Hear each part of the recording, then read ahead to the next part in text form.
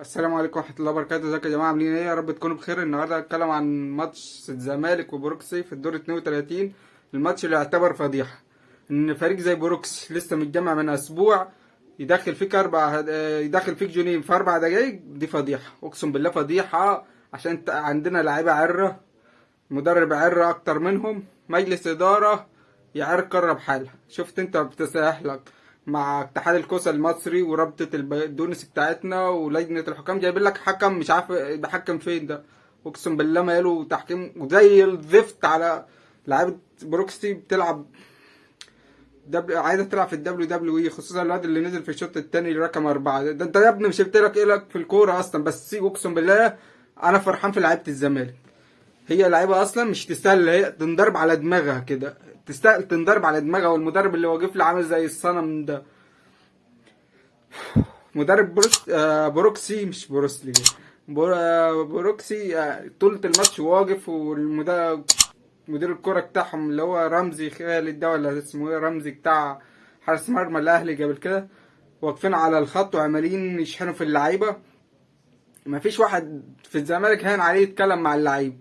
هتقول لي لعيبه الزمالك عايزه حد يتكلم معاه مع بروكسي؟ للاسف عادي.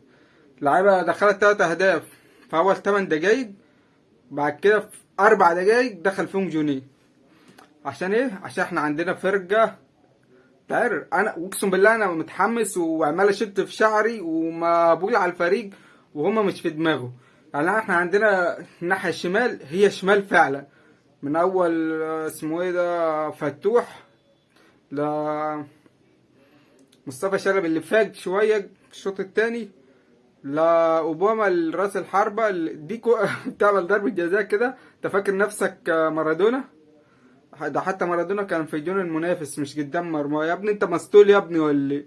خرب بيت ام الغباوه يا جدع. انا مش عايز اتكلم فنيا، ولا عايز اتكلم ان الفريق زي ده بيضغط عليك من تلت ملعبك وانت مش عارف تطلع بالكوره. ده كارثه كارثه. ده الاهلي ما بيعملهاش، يعني في ماتشات الاهلي والزمالك الاهلي مش بيعملها. فريق بروكسي بيضغط عليك من تلت ملعبك الاولاني من قدام خالص. انت اقسم بالله انت من غير حمزه المسلوسي انت هتشيل النهارده وهتخسر. يعني انا مش فيه غير حمزه المسلوسي واديه 5/10، والفريق كله الباقي زيرو، تحت سالب كمان زيرو. فانت فرقه تعر وانا جرفت. واقسم بالله انت اللي عارفني يعني واللي شايف انا مش عارف بحلل الماتشات، عشان بصراحه انا زهقت منكم.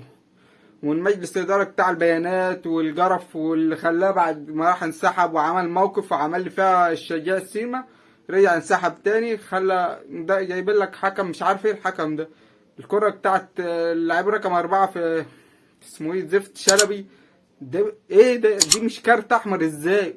مش فيها كارت احمر دي، وجاب ليها برضو نفس اللاعب ده. في ايه يا ابني؟ يا ابني انتوا فعلا تستاهلوا والله لعيبه زي دي تخش تكسحكوا.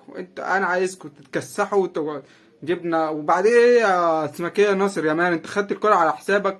هي مش حلاوه يا بابا، مش مصاص، ولا انت بتلعب في الشارع وانت اللي شارك كور عشان جبت الهدف. كل كرة لازم تشوف.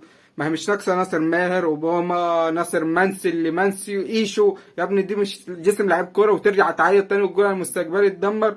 لو مشوك في 60 سلام مش ترجع تعيط تاني. اصلا دي مش منظر لعيب كوره متاسس في نادي الزمالك. امال متاسس في مركز شباب كفر ابو عيد وهتعمل ايه؟ ده منظر لعيب كوره اقسم بالله اشكال تعرف. مش هطول عليكم فترة، زي ما قلت لكم كده مش هنتكلم في فنيات عشان هي مش ناقصه اصلا. ما فيش فنيات، واقسم بالله ما فيش غير حمزه المسوسي اللي كان شايل الفريق، وبعديه محمد صبحي، وبعد كده افحر واردم عليه. فضلا وليس امرا. يا ريت اللي اول مره يشوفني اشترك في القناه واشترك على اللايك الجميل، وقول لي رايك في الكومنتات في المباراه. سلام.